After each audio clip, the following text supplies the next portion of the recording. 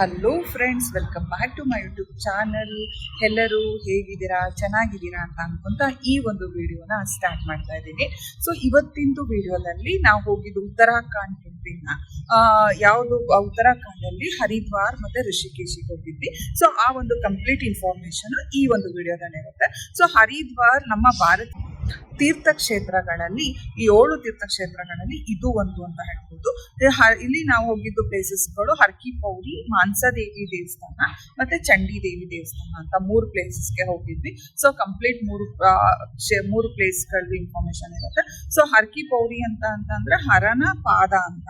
So ಅಲ್ಲಿ ಗಂಗಾ ಆರತಿ ನಡೆಯುತ್ತೆ. So ಬೆಳಗ್ಗೆ ಮತ್ತೆ ಸಂಜೆ ಹೊತ್ತು, ಬೆಳಗ್ಗೆ 5 ಗಂಟೆಯಿಂದ 6 ಗಂಟೆವರೆಗೂ ಇರುತ್ತೆ ಅರ್ಲಿ ಮಾರ್ನಿಂಗು. ಮತ್ತೆ ಈವ್ನಿಂಗ್ 5:30 ಇಂದ ಆಲ್ಮೋಸ್ಟ್ 6 ಇಂದ ಸ್ಟಾರ್ಟ್ ಆಗುತ್ತೆ. 5:30ಗೆ ಜನಗಳೆಲ್ಲ ಸೇರಿರ್ತಾರೆ.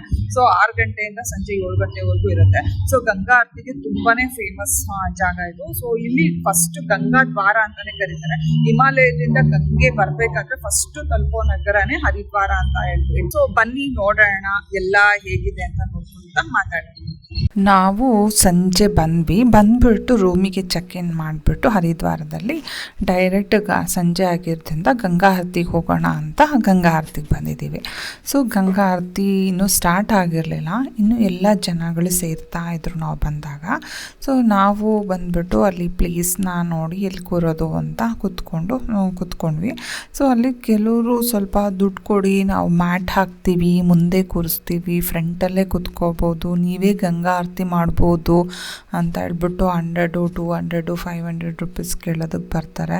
ಇದೆಲ್ಲ ಸುಮ್ಮನೆ ವೇಸ್ಟ್ ಅಂತ ಅನ್ನಿಸ್ತೆ. ಸುಮ್ಮನೆ ಅವರು ಏನೋ ದುಡ್ಡು ಮಾಡ್ಕೊಳ್ಳೋದಕ್ಕೆ ಬಂದು ಅಲ್ಲಿ ಮುಂದೆ ಕೂರಿಸ್ತೀವಿ, ಇಲ್ಲಿ ಕೂರಿಸ್ತೀವಿ, ಅಲ್ಲಿ ಅಂತ ಗೊತ್ತಿಲ್ದಲೇ ಇರೋರಿಗೆ ನಾವು ಹೊರಗಡೆಯಿಂದ ಬಂದಿರ್ತೀವಲ್ಲ ಆ ಥರ ಕೇಳ್ತಾರೆ. ಸೊ ಅದು ಅನ್ನೆಸೆಸರಿ ಅಂತ ಅನಿಸುತ್ತೆ. ಅದಾದಮೇಲೆ ನಾನು ಗಂಗಾ ಆರತಿ ನಡೀತಾ ಇತ್ತು, ಸ್ಟಾರ್ಟ್ ಆಗಿತ್ತು. ಸೊ ನಾನು ಗಂಗಾ ಆರತಿದು ಬೇರೆ ಒಂದು ವಿಡಿಯೋ ಮಾಡಿದ್ದೀನಿ, ಫುಲ್ ಗಂಗಾ ಆರತಿದು. ಸೊ ಗಂಗಾ ಆರತಿ ನೋಡಿಕೊಂಡು ಅಲ್ಲಿ ಸುತ್ತಮುತ್ತ ನಾವು ಆ ಗಂಗೆ ಅಂದರೆ ಹರಿತಾ ಇರೋ ಜಾಗದಲ್ಲೆಲ್ಲ ಓಡಾಡಿಕೊಂಡು ಎಲ್ಲ ಕಡೆ ಅಲ್ಲಿ 3 ಕಡೆನೂ 4-5 ಕಡೆ ಗಂಗಾ ಆರತಿಗೆ ನಿಂತು ಮಾಡ್ತಾ ಇರ್ತಾರೆ. ಸೊ ಇದು ಹರಿದ್ವಾರದಲ್ಲಿ ಗಂಗಾ ಆರತಿ ತುಂಬಾ ಫೇಮಸ್ಸು. ಇಲ್ಲಿ ಇನ್ನೊಂದು ಏನಪ್ಪ ವಿಶೇಷ ಅಂದರೆ ಕುಂಭಮೇಳ ನಡೆಯುತ್ತೆ ಇಲ್ಲೂ ಕೂಡ. ಮತ್ತು ಕುಂಭಮೇಳ ಇಲ್ಲಿ ಶ್ರದ್ಧಾ, ಪ್ರತಿಯೊಂದು ಹಬ್ಬಕ್ಕೂ ಒಂದು ಅರ್ಥವಿದೆ. ಭಕ್ತರು ಇಲ್ಲಿ ಬಂದು ಪವಿತ್ರ ಗಂಗಾ ನದಿಯಲ್ಲಿ ಸ್ನಾನ ಮಾಡ್ತಾರೆ. ಅದು ಏನಕ್ಕಪ್ಪ ಅಂದರೆ ಪಾಪ ವಿಮೋಚನೆ ಮತ್ತು ಮುಕ್ತಿಗಾಗಿ ಇಲ್ಲಿ ಸ್ನಾನ ಮಾಡೋದು ಒಂದು ಪ್ರತೀತಿ. ಪ್ರತಿ ಸಂಜೆ ಇಲ್ಲಿ ಹರ್ಕಿ ಪೌರಿನಲ್ಲಿ ನಡೆಯುವ ಗಂಗಾ ಆರತಿ ಒಂದು ಅದ್ಭುತ ಅನುಭವ ಅಂತಲೇ ಹೇಳ್ಬೋದು. ಇಲ್ಲಿ ತುಂಬ ಸಹಸ್ರಾರು ಜನ ಸೇರಿ ಗಂಟೆಗಳ ಶಬ್ದ, ವೇದ ಮಂತ್ರಗಳು ಮತ್ತು ದೀಪಗಳು, ಮತ್ತು ನೈಟ್ ಆಗಿರೋದ್ರಿಂದ ದೀಪಗಳು, ಗಂಗೆ ಮೇಲೆ ತೇಲ್ತಾ ಇರೋಂತಹ ದೃಶ್ಯ ದೀಪಗಳು, ಅದು ಕೂಡ ನೋಡೋದಕ್ಕೆ ತುಂಬ ಚೆನ್ನಾಗಿ ಅನಿಸುತ್ತೆ. ಇದು ಕೇವಲ ದೃಶ್ಯ ಅಂತಲೇ ಅಂತ ಅನ್ನಲ್ಲ, ಇಲ್ಲಿ ಒಂದು ಸೌಂದರ್ಯ ಅಂತಲೇ ಹೇಳ್ಬೋದು. ಇದು ಆತ್ಮಶಾಂತಿ ಮತ್ತು ನಮಗೆ ಒಂದು ಶ್ರದ್ಧೆ, ಒಂದು ಕ್ಷಣಗಳು ಅಂತ ಹೇಳ್ಬೋದು. ಯಾವಾಗಲೂ ಈ ಕುಂಭಮೇಳದ ಕಥೆ ಏನಪ್ಪ ಅಂತ ಅಂದರೆ, ಬಹಳ ಹಿಂದಿನ ಕಾಲದಲ್ಲಿ ದೇವತೆಗಳು ಮತ್ತು ಅಸುರರು ಅಂದರೆ ರಾಕ್ಷಸರು ಶಕ್ತಿ ಗಳಿಸಲು ಒಟ್ಟಾಗಿ ಸೇರಿಬಿಟ್ಟು ಒಂದು ಕ್ಷೀರಸಾಗರವನ್ನು ಕಡಿತಾ ಇರ್ತಾರೆ. ಅಂದರೆ ಮಂಥನ ಮಾಡ್ತಾ ಇರ್ತಾರೆ, ಮತಿಸೋದು ಅಂತಾರಲ್ಲ, ಸಮುದ್ರ ಮಥನ ಅಂತ. ಅದು ಮಾಡಬೇಕಾದಾಗ ತುಂಬ ಬಹುತೇಕ ಹಲವಾರು ಅಮೂಲ್ಯ ವಸ್ತುಗಳು ಅದರಿಂದ ಬರುತ್ತೆ. ಲಕ್ಷ್ಮೀ ದೇವಿ, ಐರಾವತ, ಕಾಮಧೇನು, ಕೊನೆಗೆ ಅಮೃತ ಕೂಡ ಸಿಗುತ್ತೆ. ಅಮೃತ ಕೊನೆಗೆ ಬರುತ್ತೆ, ಅಮೃತದ ಕುಂಭ ಕಲಶ ಬರುತ್ತೆ. ಅಮೃತದ ಕುಂಭವನ್ನು ಅವರು ಕಂಡು ತಕ್ಷಣ ದೇವತೆಗಳು ಮತ್ತು ಅಸುರರು ನಮಗೆ ಬೇಕು ಅಂತ ಭಾರಿ ಗಲಾಟೆ ಮಾಡಿಕೊಂಡು ಯುದ್ಧನೇ ಶುರು ಮಾಡಿಬಿಡ್ತಾರೆ. ಆವಾಗ ಏನಪ್ಪ ಆಗುತ್ತೆ ಅಂದರೆ, ಆಗ ದೇವತೆಗಳು ರಕ್ಷಿಸಲು ವಿತರಿಸ್ಬೇಕಾದ್ರೆ ಎಲ್ಲರಿಗೂ ಕೊಡಬೇಕಾದಾಗ ಆ ಸಮಯದಲ್ಲಿ ಒಂದು ಕುಂಭದಿಂದ ಅದರಿಂದ ಅಂದರೆ ಅವರು ಕಳಶದಿಂದ ಅಮೃತ ಕೆಲ ಹನಿಗಳು ಭೂಮಿ ಮೇಲೆ ಬೀಳುತ್ತಂತೆ. ಆ 4 ಕಡೆ ಬೀಳುತ್ತಂತೆ ಕೊಡಬೇಕಾದಾಗ. ಆ ಬಿದ್ದ ಸ್ಥಳಗಳನ್ನು ನಾವು ಹರಿದ್ವಾರ್, ಪ್ರಯಾಗ್ರಾಜ್ ಅಂದರೆ ಅಲಹಾಬಾದ್, ಉಜ್ಜಯಿನಿ ಮತ್ತು ನಾಸಿಕ್ ಈ 4 ಪ್ಲೇಸ್ಗಳಲ್ಲಿ ಬೀಳ್ತಂತೆ. ಅದಕ್ಕೂ ಅಲ್ಲಿಂದ ನಾವು ಹೋಗಿದ್ದು ಮಾನಸದೇವಿ ದೇವಸ್ಥಾನಕ್ಕೆ. ಸೊ ಮಾನಸದೇವಿ ದೇವಸ್ಥಾನ ದೇವಸ್ಥಾನ. ಅಂದರೆ ಅವತ್ತು ನೈಟ್ ಬಂದು ಸ್ಟೇ ಮಾಡಿ ಗಂಗಾ ಆರತಿ ಮುಗಿಸ್ಕೊಂಡು ನೆಕ್ಸ್ಟ್ ಡೇ ಮಾರ್ನಿಂಗು ಮಾನಸಾದೇವಿ ಮತ್ತು ಚಂಡಿ ದೇವಿ ದೇವಸ್ಥಾನಕ್ಕೆ ಹೋದ್ವಿ. ಮಾನಸಾದೇವಿ ದೇವಸ್ಥಾನಕ್ಕೆ ರೋಡ್ ಸರಿ ಇಲ್ಲ, ತುಂಬ ಸಂಧಿ ಮೂಲೆಗಳಲ್ಲೆಲ್ಲ ತುರ್ಕೊಂಡು ಹೋಗಬೇಕು. ಇದು ದೇವಸ್ಥಾನ ತುಂಬ ಸಾವಿರಾರು ಜನ ಬರ್ತಾರ ಇಲ್ಲಿಗೆ ಅಂತ ಅನಿಸ್ಬಿಡತ್ತೆ. ಯಾಕೆಂದರೆ ಆ ರೋಡು ಆ ದೇವಸ್ಥಾನಕ್ಕೆ ಹೋಗೋ ಒಂದು ರೋಡೇ ಒಂಥರ. ಅಲ್ಲಿಂದ ನಾವು ರೋಪ್ ವೇ ಇರುತ್ತೆ ಮಾನಸಾದೇವಿಗೆ. ರೋಪ್ ವೇನಲ್ಲಿ ನಾವು ದೇವಸ್ಥಾನಕ್ಕೆ ತಲುಪ್ಬೋದು. ರೋಪ್ ವೇ ತುಂಬ ಚೆನ್ನಾಗಿತ್ತು. ಸೊ ಅಲ್ಲಿ ಹೋಗ್ಬೇಕಾದಾಗ ಸುತ್ತಮುತ್ತ ಗಿಡ ಮರ ಬೆಟ್ಟಗಳು, ಶಿವಾಲಿಕ್ಸ್ ಬೆಟ್ಟಗಳು, ಪರ್ವತಗಳನ್ನೆಲ್ಲ ಮೇಲಿಂದ ನೋಡೋದಕ್ಕೆ ಒಂದು ಖುಷಿ ಸಿಗುತ್ತೆ. ಈ ರೋಪ್ ವೇ ಪ್ರೈಸಸ್ ಎಷ್ಟಿರುತ್ತೆ ಅಂತಂದರೆ ಅಡಲ್ಟ್ಸಿಗೆ ಬಂದು ಅಂದರೆ ಚಿಕ್ಕವರಿಗೆ ಬೇರೆ ರೇಟ್ ಇರುತ್ತೆ, ಅಡಲ್ಟ್ಸಿಗೆ ಬೇರೆ ರೇಟ್ ಇರುತ್ತೆ. 439 ರೂಪಾಯಿ ಇರುತ್ತೆ. ಟೋಟಲ್ 500 ರೂಪಾಯಿ ಅಂದ್ಕೊಳ್ಳಿ ಹತ್ತಿರ. ಇದು ಕಾಂಬೋ ಟಿಕೆಟ್ಸ್ ಇರುತ್ತೆ ಎರಡು, ಒಂದು ದೇವಸ್ಥಾನಕ್ಕೆ ಚಂಡಿದೇವಿ ಮತ್ತು ಮಾನಸದೇವಿ ಎರಡಕ್ಕೂ ಸೇರಿ. ಮಕ್ಕಳಿಗೆ 225 ರೂಪಾಯಿ ಇರುತ್ತೆ, ಎರಡು ಕಡೆ ಸೇರುತ್ತೆ. ಅದು 2 days ವ್ಯಾಲಿಡಿಟಿ ಇರುತ್ತೆ. ಮಾನಸದೇವಿಯಿಂದ ಚಂಡಿದೇವಿಗೆ ದೇವಸ್ಥಾನಕ್ಕೆ ಹೋಗಬೇಕಾದ್ರೆ ನಮಗೆ ಒಂದು 95 ರೂಪೀಸ್ ಬಸ್ ಟಿಕೆಟ್ ಇರುತ್ತೆ. ನಾವು ಓನ್ ವೆಹಿಕಲಲ್ಲಿದ್ದರೆ ಓನ್ ವೆಹಿಕಲಲ್ಲೇ ಹೋಗ್ಬಿಡ್ಬೋದು.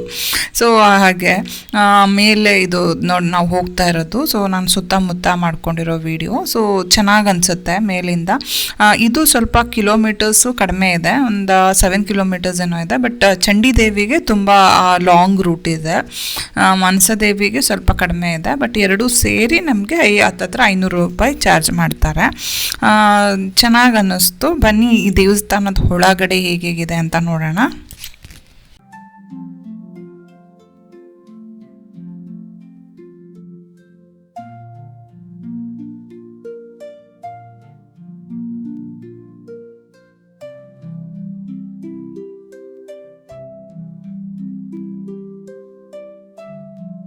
ಅಲ್ಲಿ ರೋಪ್ ವೇಯಿಂದ ಇಳಿದ್ಬಿಟ್ಟು ಹಾಗೆ ಮತ್ತೆ ನಡ್ಕೊಂಬಂದ್ರೆ ಅದು ಕೂಡ ರೋಡ್ ಸ್ವಲ್ಪ ಕಂಜೆಸ್ಟೆಡ್ ಆಗಿದೆ. ಅಲ್ಲಿಂದ ನಾವು ಬಂದರೆ ಅಲ್ಲಿ ಎಲ್ಲ ಮಾರ್ತಾ ಇರ್ತಾರೆ. ಮತ್ತು ನಾವಲ್ಲಿ ಸ್ಲಿಪ್ಪರ್ ಬಿಡಬೇಕಾಗತ್ತೆ. ಸ್ಲಿಪ್ಪರ್ ಬಿಟ್ಟು 50 ರೂಪೀಸ್ ಅವರು ಪ್ರಸಾದ ಮತ್ತು ಅಲ್ಲಿ ಹೂವು ಎಲ್ಲ ಕೊಡ್ತಾರೆ. ಅದನ್ನು ತೊಗೊಂಡ್ಬಿಟ್ಟು ದೇವಸ್ಥಾನಕ್ಕೆ ಕೊಡಬೇಕು. ಇದು ಸುಮ್ಮನೆ ಕೊಡ್ತಾರೆ, ಅರ್ಧದಲ್ಲಿ ಯಾರು ಇಸ್ಕೊಳ್ಳೋದೇ ಇಲ್ಲ ದೇವಸ್ಥಾನದಲ್ಲಿ. ಮತ್ತು ತುಂಬ ಜನ ಇದ್ದರು, ತುಂಬ ಕಂಜೆಸ್ಟೆಡ್ ಆಗಿತ್ತು. ಎಲ್ಲ ಕಡೆ ಟ್ರಿಪ್ ಹರಿದ್ವಾರಕ್ಕೆ ಬಂದವರು ಈ ಮಾನಸದೇವಿ ಮತ್ತು ಚಂಡಿದೇವಿಗೆ ಬಂದೇ ಹೋಗ್ತಾರೆ. ಆದರೂ ಅಲ್ಲಿ ಒಳಗಡೆ ಸ್ವಲ್ಪ ಒಂದು ಥರ ಗುಹೆ ಥರ ಅಂತ ಫೀಲ್ ಆಗುತ್ತೆ. ತುಂಬ ಜನ ನಿಲ್ಲೋದಕ್ಕೂ ತುಂಬ ಕಷ್ಟ ಆಗ್ತಾಯಿತ್ತು. ಹಾಗೆಯೇ ಅದೇ ದೇವಸ್ಥಾನದಲ್ಲಿ ಬೇಗ ಮೂವ್ ಆಗಿ ಅಂತ ಮೂವ್ ಮಾಡಿಸ್ತಾರೆ. ನಾವು ಅಷ್ಟು ದೂರದಿಂದ ಬಂದು ಸ್ವಲ್ಪ ಹೊತ್ತು ಅಲ್ಲಿ ಮುಂದೆ ನಿಂತ್ಕೊಳ್ಳೋದಕ್ಕೆ ನಿಂತ್ಕೊಳ್ಳೋಕ್ಕೆ ಟೈಮ್ ಕೊಡಲಿಲ್ಲ. ಬೇಗ ಮೂವ್ ಆದವು. ತುಂಬ ಜನ ಇದ್ದರು ನಾವು ಹೋದಾಗ. ಸೊ ಹಾಗೆಯೇ ಸ್ವಲ್ಪ ದೇವಸ್ಥಾನದಲ್ಲಿ ನಮಸ್ಕಾರ. ಈ ದೇವಸ್ಥಾನವು ಶಿವನ ಮನಸ್ಸಿನಿಂದ ಹುಟ್ಟಿದ ಶಕ್ತಿಯ ರೂಪವಾದ ಮಾನಸಾ ದೇವಿಗೆ ಮೀಸಲಾಗಿ ನಿರ್ಮಿಸಲಾಗಿದೆ ಅಂತ ಹೇಳ್ತಾರೆ. ಮಾನಸ ಅಂದರೆ ಮನಸ್ಸಿನಲ್ಲಿ ಹುಟ್ಟಿದ ಅಥವಾ ಇಚ್ಛೆಯ ದೇವಿ ಅಂತ ಅರ್ಥ. ಭಕ್ತರು ಇಲ್ಲಿ ಬಂದು ಎಣಿಗೆ ಮರ ಅಂತ ಇದೆ, ಅಲ್ಲೊಂದು ಎಣಿಕೆ ಮರದ ತೊಗಟೆ ಮೇಲೆ ಹಗ್ಗ ಅಥವಾ ನೂಲನ್ನು ಕಟ್ತಾರೆ. ತಮ್ಮ ಇಚ್ಛೆ ಈಡೇರಬೇಕು ಅಂತ ಏನಾದರೂ ಮನಸ್ಸಲ್ಲಿ ಅಂದ್ಕೊಂಡು ಅಂದ್ಕೊಂಡಿದ್ದನ್ನು ಈಡೇರಿಸಪ್ಪ ದೇವ್ರೇ ಅಂತ ಬೇಡ್ಕೊತ ಅದನ್ನು ಪ್ರಾರ್ಥಿಸ್ತಾರೆ. ಇಚ್ಛೆ ಆದಮೇಲೆ ಅಂದ್ಕೊಂಡಿದ್ದು ಆದಮೇಲೆ ಮತ್ತೆ ಬಂದು ಅದನ್ನು ಬಿಚ್ಚುತ್ತಾರೆ. ಇದೊಂದು ರೂಢಿ ಇಲ್ಲಿ. ಸೊ ಈ ಮಾನಸಾ ದೇವಿನಲ್ಲಿ ಇದೊಂದು ರೂಢಿ. ಅದಾದಮೇಲೆ ನಾವು ಮತ್ತೆ ಚಂಡಿದೇವಿ ದೇವಸ್ಥಾನಕ್ಕೆ ಬಂದ್ವಿ. ಮಾನಸದೇವಿ ದೇವಸ್ಥಾನ ಮುಗಿಸ್ಕೊಂಡು ನೀವು ಇವಾಗ ನೋಡ್ತಾ ಇರೋದು ಚಂಡಿದೇವಿ ದೇವಸ್ಥಾನ. ಸೊ ನಾವು ಅಲ್ಲಿಂದ ಬಂದಿದ್ದೆಲ್ಲ ನಾನು ವಿಡಿಯೋ ಮಾಡಲಿಲ್ಲ. ಅಲ್ಲಿಂದ ನಾವು ಕಾರಲ್ಲಿ ಬಂದ್ಬಿಟ್ಟು ಅಲ್ಲಿ ಬಸ್ಸಲ್ಲೂ ಬರ್ಬೋದು ಮಾನಸದೇವಿಯಿಂದ ಚಂಡಿದೇವಿಗೆ ದೇವಸ್ಥಾನಕ್ಕೆ. ಅದು ಆಲ್ಮೋಸ್ಟ್ 95 ರೂಪೀಸ್ ಆಗುತ್ತೆ ಬಸ್ಸಲ್ಲಿ ಬಂದರೆ. ಸೊ ಇದು ಚಂಡಿದೇವಿ ದೇವಸ್ಥಾನದಲ್ಲಿ ಸ್ವಲ್ಪ ಜನ ಕಡಿಮೆ ಇದ್ದರು. ಮತ್ತು ಗೇಟ್ ನಂಬರು ಎಂಟ್ರಿ ಅಂತ ಎಲ್ಲ ಇರುತ್ತೆ. ಸೊ ರೋಪ್ ವೇನಲ್ಲಿ ಇಳಿದ್ರೆ ಸ್ವಲ್ಪ ವಾಕ್ ಮಾಡ್ಕೊಂಡು ಬಂದು ಅಲ್ಲಿ ದೇವಸ್ಥಾನದಲ್ಲಿ ಒಳಗೆ ಹೋಗ್ಬೋದು. ಇದು 2 ದೇವಸ್ಥಾನಗಳು ತುಂಬ ಫೇಮಸ್ ಇಲ್ಲಿ. ಅಂದರೆ ಮತ್ತು ರೋಪ್ ವೇನಲ್ಲಿ ಬರಬೇಕಾದ್ರೆ ಆ ದೃಶ್ಯಗಳು ಕೂಡ ಮತ್ತು ಸುತ್ತಮುತ್ತ ನಮಗೆ ಸಿಗೋ ಒಂದು ವ್ಯೂ ಎಲ್ಲ ತುಂಬಾ ಚೆನ್ನಾಗಿ ಅನಿಸುತ್ತೆ. ಈ ಚಂಡೀದೇವಿ ದೇವಸ್ಥಾನಕ್ಕೆ ಹೋಗ್ಬೇಕಂದ್ರೆ ತುಂಬ ಹೈಟಲ್ಲಿ ಹೋಗುತ್ತೆ, ತುಂಬ ನಿಧಾನವಾಗಿ ಹೋಗ್ತಾ ಇರುತ್ತೆ. ರೋಪಲ್ಲಿ ಹೋಗಬೇಕಾದ್ರೆ ಕೆಳಗಡೆ ನೋಡಿದ್ರೆ ತುಂಬ ಡೆಪ್ತ್ ಇರುತ್ತೆ. ಎರಡು ಪರ್ವತಗಳ ಮಧ್ಯೆ ಇರೋದ್ರಿಂದ ನಮಗೆ ತುಂಬ ಒಂಥರ ಭಯ ಫೀಲ್ ಆಗ್ತಾ ಇರುತ್ತೆ. ಏನಪ್ಪ ಏನಾಗ್ತಾ ಇದೆ, ನಾವು ಎಲ್ಲಿದ್ದೀವಿ ಅಂತ. ಕೆಳಗಡೆ ನೋಡಿದ್ರೆ ಅಂದರೆ ಆಳ ನೋಡಿದ್ರೆ ಕೆಲವ್ರಿಗೆ ಭಯ ಆಗುತ್ತಲ್ಲ, ಅದನ್ನು ಅವರಿಗೆ ತುಂಬ ಕಷ್ಟ ಆಯಿತು. ಮತ್ತು ಏನು ಸ್ವಲ್ಪ ಸೆಕ್ಯೂರಿಟಿನೂ ಮೆಷರ್ಸು ಏನೋ ಸುತ್ತ ನಮಗೇನೋ ಗ್ಲಾಸ್ ಆ ಥರ ಏನೋ ಕವರ್ ಮಾಡಲಿಲ್ಲ, ಎಲ್ಲ ಓಪನ್ ಇದ್ದಿದ್ದರಿಂದ ಒಂದೊಂದ್ಸತಿ ಅಲ್ಲಿ ಇಟ್ಕೊಂಡು ಕೆಳಗೆ ನೋಡಲಿಕ್ಕೇ ಭಯ ಅನ್ನಿಸ್ತಾ ಇತ್ತು. ತುಂಬ ಚೆನ್ನಾಗಿ ಅನ್ನಿಸ್ತು. ಬಟ್ ಅಲ್ಲಿ ಇಳಿದು ಬಂದಮೇಲೆ ರೋಪ್ವೇಯಿಂದ ವಾಪಸ್ ಬರಬೇಕಾದ್ರೆ ನಮ್ಗೆ ಅನಿಸುತ್ತೆ ಏನೋ ಒಂದು ಅಚೀವ್ ಮಾಡಿರೋ ಥರ, ಎಲ್ಲೋ ಹೋಗಿ ಬಂದಿರೋ ಥರ ನಮಗೆ ಫೀಲ್ ಆಗುತ್ತೆ. ಒಂಥರ ಚೆನ್ನಾಗಿತ್ತು ಇದೊಂದು ಎಕ್ಸ್ಪೀರಿಯನ್ಸು. ಇದು ಚಂಡೀದೇವಿ ದೇವಸ್ಥಾನ. ಇದು ನೀಲ್ ಪರ್ವತ ಅಂತ ಅದ್ರ ಮೇಲಿರೋದ್ರಿಂದ ಚಂಡೀದೇವಿ ಅಥವಾ ಚಂಡಿಕಾ ದೇವಿ ಅಂತ ಇದನ್ನು ದುರ್ಗೆಯ ಕ್ರೋಧ ರೂಪ ಅಂತ ಕರೀತಾರೆ. ಸೊ ಇದು ದುರ್ಗೆ ಆ ದೇವಸ್ಥಾನದ ಪ್ರತಿಮೆಯನ್ನು ಆದಿಶಂಕರಾಚಾರ್ಯರು 8ನೇ ಶತಮಾನದಲ್ಲಿ ಸ್ಥಾಪಿಸಿದರು. ಈ ದೇವಾಲಯವನ್ನು 1929ರಲ್ಲಿ ಕಾಶ್ಮೀರದ ರಾಜ ಸುಚಂತ್ ಸಿಂಗ್ ಅನ್ನೋರು ಇದನ್ನು ಕನ್ಸ್ಟ್ರಕ್ಟ್ ಮಾಡಿದ್ರು, ಅಂದರೆ ನಿರ್ಮಿಸಿದ್ರು ಅಂತ ಹೇಳ್ತಾರೆ. ಇದು ಒಂದು ಸಿದ್ಧ ಪೀಠವಾಗಿ ಪರಿಗಣಿಸಲಾಗುತ್ತದೆ. ಯಾಕಪ್ಪ ಅಂತಂದರೆ ಇಲ್ಲಿ ಮಾಡಿದ ಪ್ರಾರ್ಥನೆ ಮತ್ತು ಅದು ನಮಗೆ ಫಲಿಸುತ್ತೆ ಅಂತ ಒಂದು ದೊಡ್ಡ ನಂಬಿಕೆಯನ್ನು ಇಲ್ಲಿದೆ. ಸೊ ಇಲ್ಲಿ ರೋಪ್ವೇ ಅಥವಾ ನಡ್ಕೊಂಡು ಕೂಡ ಬರ್ಬೋದು ಇಲ್ಲಿಗೆ. ಇಲ್ಲಿ ಈ ದೇವಸ್ಥಾನ ನೋಡಿಕೊಂಡು ನಾವು ನೆಕ್ಸ್ಟ್ ಋಷಿಕೇಶಿಗೆ ಟ್ರಾವೆಲ್ ಮಾಡಿದ್ವಿ. ಆಲೇ ರೂಮೆಲ್ಲ ಚೆಕ್ಔಟ್ ಮಾಡ್ಕೊಂಡು ಬಂದಿದ್ವಿ. ಇಲ್ಲಿಗೆ ಈ ವಿಡಿಯೋನ ಎಂಡ್ ಮಾಡ್ತಾ ಇದ್ದೀನಿ. ಸೊ ನೆಕ್ಸ್ಟ್ ಋಷಿಕೇಶ್ ವಿಡಿಯೋ ಇರುತ್ತೆ. ಎಲ್ಲರೂ ಲೈಕ್ ಮಾಡಿ ಸಬ್ಸ್ಕ್ರೈಬ್ ಮಾಡಿ ಅಂತ ಹೇಳ್ತಾ ಬಾಯ್, ಸಿ ಯು.